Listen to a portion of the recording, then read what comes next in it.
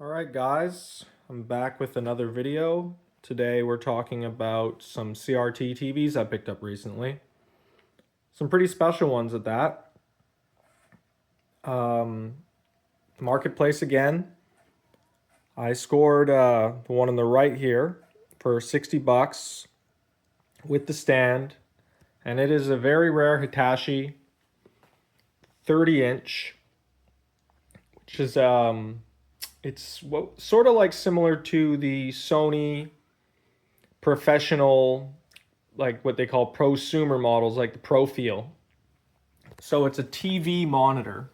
So it does have a built-in receiver, so it's not a dedicated PVM, but it does have the glass protective screen, a high-end tube, and lots of good options here for tweaking the picture or using it for CCTV. It has built-in speakers, and most importantly, I'll take you around the back.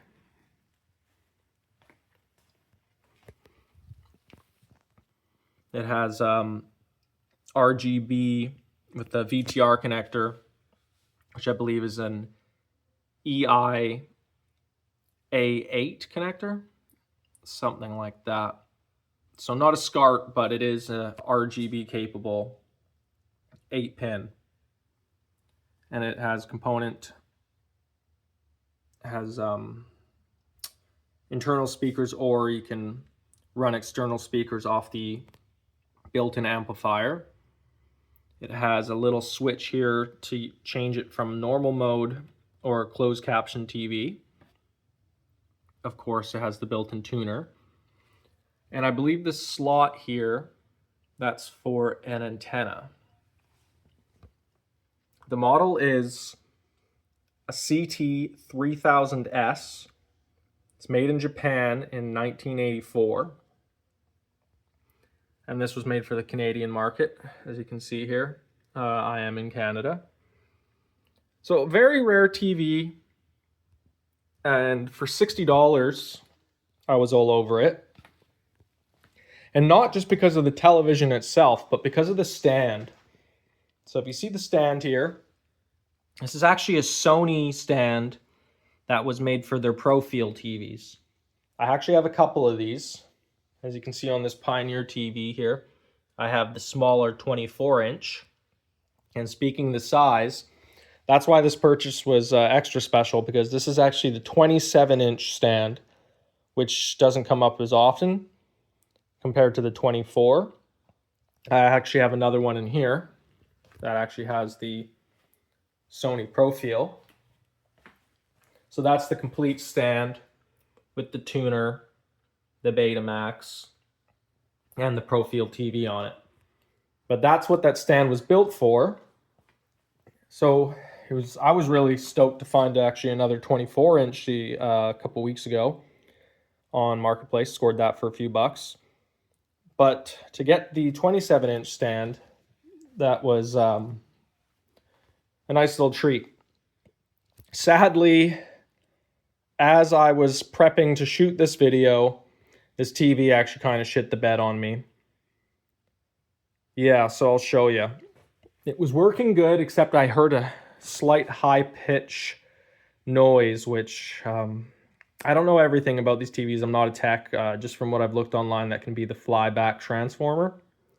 And I was running some Gran Turismo on PS1, just testing the TV, because I actually just got it delivered to my door this morning from a friend. It was on the island, so he lives there and he picked it up for me. And yeah, I was just running through the tests. I noticed the high-pitched noise, but it seemed to be running good. And then I turned the TV back on shortly after. You can probably hear the sound there. So not a pretty sound. And see, it's taken a while for even the picture to come on now. And as you can see, I'll turn the light off here. It's only a portion of the TV that's even displaying now. So something's definitely up with it. Little disappointing, but at the same time, I paid $60. It's an extremely rare TV. I mean, the 3000, it's the CT-3000S. Look online, you don't see anything about it. You can see the CRT database has some info on the 2000S, which is the 20-inch version of this. But I can't find hardly any information on this 3000. So it might be worth getting it fixed and preserving it. But for $60, I mean, I'm just happy I even got the stand for that price. So it's not the biggest issue, but it is a bit of a heartbreaker, considering it was running literally half an hour ago. And of course, as fate has it, as soon as I get ready to film the video on it, it breaks. But that's a part of this hobby, as I'm sure a lot of you guys know. These old electronics, they don't last forever. I mean, this is made in 1984, so just the fact that it's running at all is impressive, and the fact that someone took good enough care of it to keep it in this condition. So anyway, I'll turn this ringing noise of a television off, and I will go on to the next one I've picked up recently. All right, and for the next television, this is a really cool Pioneer. This is the SD-T292 Hi-Fi monitor receiver. So similar story to the last TV and the Sony Profile. It is also a prosumer television. What makes this one really special is the fact that it's a Pioneer. Pioneer never really made CRT televisions. They made CRT rear projections like this one here, and they made plasmas. They never really got into the regular 4x3 CRT market, except this series. These never really show up in North America. What's really cool is that it's multi-region, so NTSC, PAL, and SECAM. Has wonderful built-in little side speakers, similar to the Sony and other prosumer monitors. This one luckily is working, I'd call 90%. So when I got it, you can see in this corner there's a little bit of a convergence issue. It's just bowed inward a little bit. It was actually much worse when I first got it, but did some research, and with some help from a few guys on the Facebook page, the CRT Collective, they told me to mess around with some magnets on the back there around the neck or the back of the tube. So I took the back off. I had some neodymium magnets. When the TV was on, I just moved the magnet around the back of the tube until I found a sweet spot, which was kind of around the middle of the tube, high right, which makes sense since it was a convergence issue on the high right side. And it made it a lot better. I mean, it's not perfect. I'm sure if you put a grid on there, it's still a little bit out of whack, but for my use, it was a good fix, maybe a temporary one, but it's running good enough where I can enjoy it. So I'll show you a little bit more about this TV. We'll go into the front panel here. So, like any higher end CRT monitor, you got lots of different potentiometers and buttons to change picture settings and audio settings. It's got a main power and a standby. And then I'll show you, as I said, cool side speakers. Very cool profile, very unique. We'll go around the back. Really cool embossed Pioneer logo on the back. And for connections, you got composite S-video, and your antenna RF connector. And yeah, as I said, has built-in speakers. So there's the outputs for the amplifier.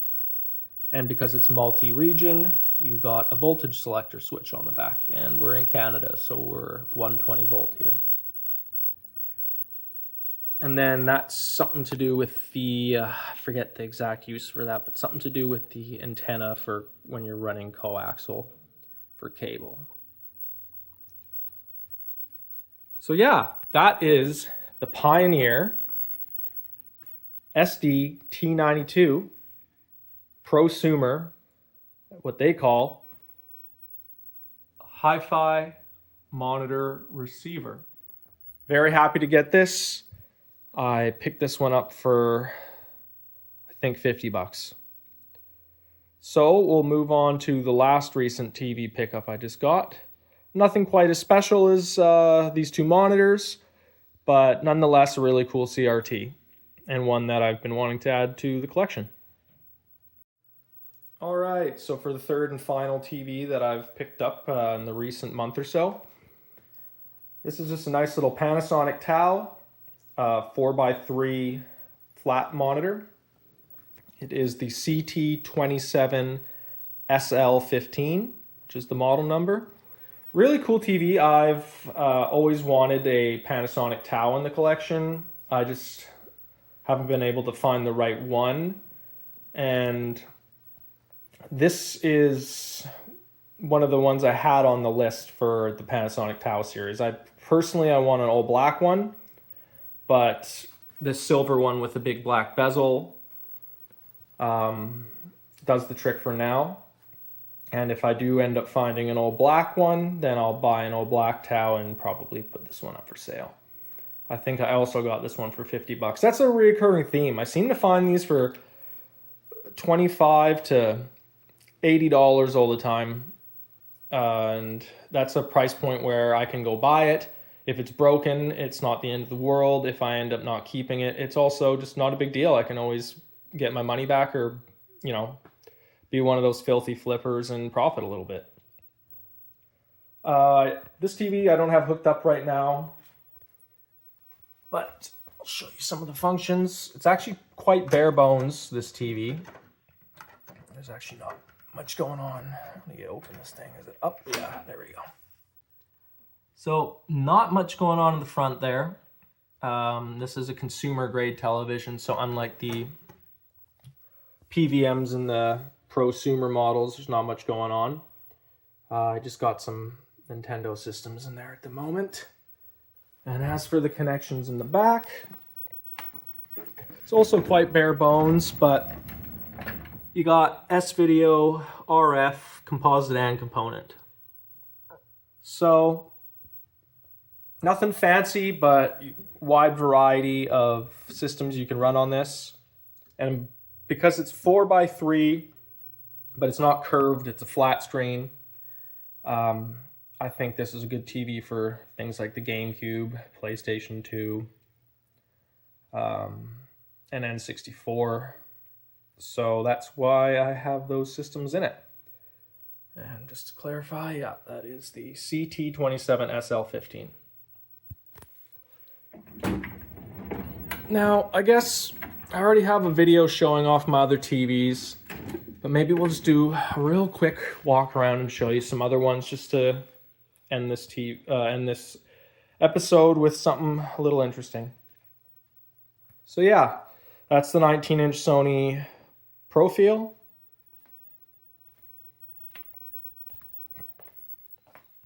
My Pioneer Elite CRT rear projector. The big Sony 40-inch XBR, known as the Holy Grail of CRT TVs. Also known as the biggest, heaviest thing that you never want to move in your life. I believe it's like 320 pounds. Almost threw up moving this one, me and a friend. Yeah, that was not fun. Moving over here. Got a beautiful RCA color track with just the most gorgeous cabinetry you can ever think of having, really. I mean, just look at that beautiful curved wood. Too cool. And then also one of my favorite sets here, got the Sony Profile PVM. I forget the model number. Just a little cramp back there, but something 27. It's a 27-inch PVM. Beautiful TV. Then over here's my JVC collection. Up top I got one of those prosumer. Again, I keep finding these not PVMs, but prosumer CRT monitors. It's a really cool JVC. That one's working perfect. Got the JVC iArt 34-inch widescreen 16:9 CRT. And a little JVC PVM down there. And that just about does it for the CRT collection. But this video is mainly just about showing my new pickups, including this TV, the Hitachi, and the Panasonic Tau. Anyway, I hope you enjoyed. If you have any tips, mainly I guess for fixing that Hitachi in there, zoom in on you. Yeah, if you know anything about that high-pitch ring and what's going on with the picture now, my first guess would be flyback transformer. But I don't know what I'm talking about, so if any of you guys know, shoot it down in the comments below. Okay guys, that just about does it for my episode on my new CRT pickups. It's becoming a little bit of a problem. I have too many, but I just don't want to see these go to the electronic recycling depot and get crushed. The ones I tend to buy aren't just typical consumer grade things. They're rare monitors. And I'd like to be able to save them, fix them if I can, and at the very least document them, get some information on them, and put up a video on YouTube, and preserve a little bit of that history. And even if I don't keep it in my own collection, pass it on to a different collector, or even if it does end up going to the recycling depot because it's broken or something, at least I was able to document it and preserve a little bit of that history. So anyways, thanks for watching. I appreciate it as always, and I'll catch you in the next one.